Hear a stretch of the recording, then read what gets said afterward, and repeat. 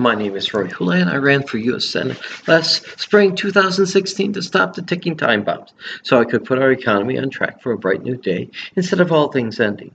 Now making plans to run for office in 2018, but I still need to tell. So let me educate you on the ticking time bombs and give you the rest of the story. Part 8A, Absolute Rights is a Highway to Hell. Looking back in the 2016 and 2017 years so far, I cannot help but remember my Mark III, King James. And if a house be divided against itself, that house cannot stand. And if Satan rises up against himself and be divided, he cannot stand, but hath an end. No man can enter into a strong man's house and spoil his good, except he will first bind the strong man, and then he will spoil his house. The U.S. is a strong man, and we are being bound. Let's start this debate with I am so tired of hearing. How sorry to hear the latest massacre had gone on. Las Vegas and Texas, not the last. Do you know what the real kick in the rear is? I know the massacres are unstoppable, but they will continue to plague our country, and you, innocent folks, will be massacred over and over.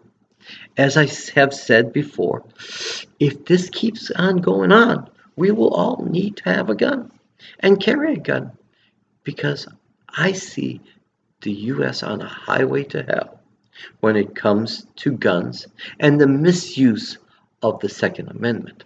The Second Amendment is basically two polar opposite ideas. The first is a well-regulated, which is the right to protect or the right to life part.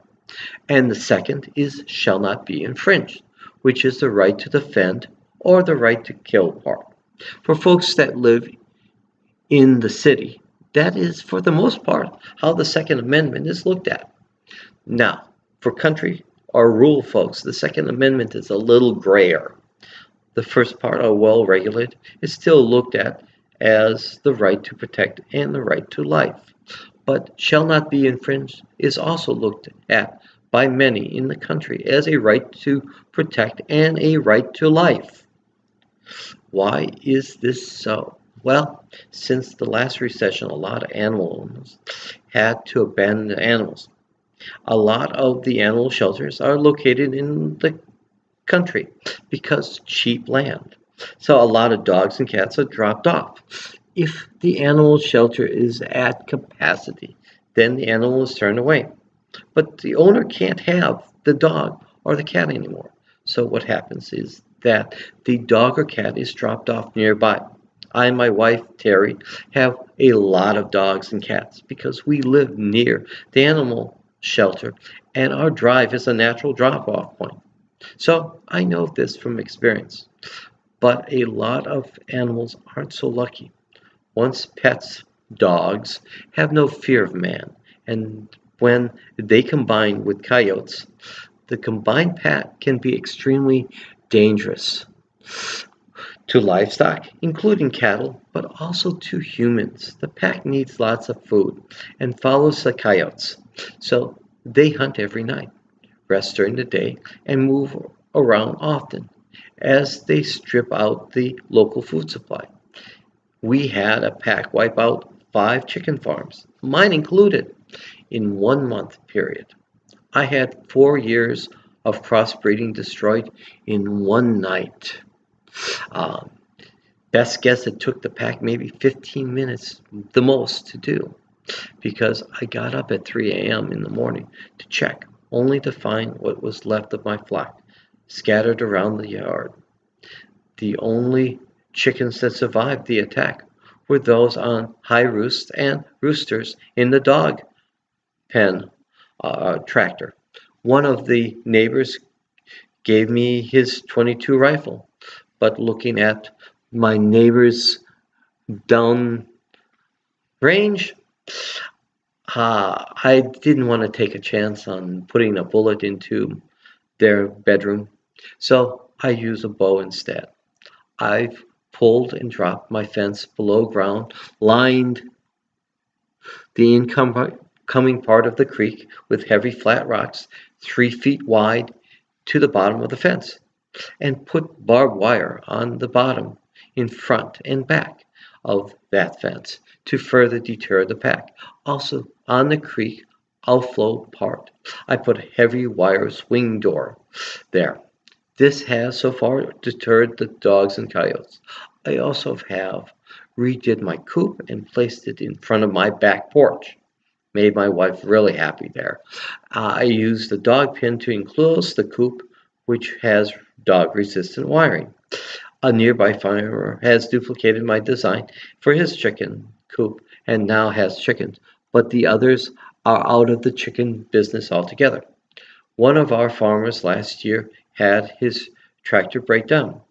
On the way back, he found himself surrounded by the pack. He had a gun, but it was at home. Why, the only gun license worth a hoot is a carry. We had only a packet. He had only a pocket knife.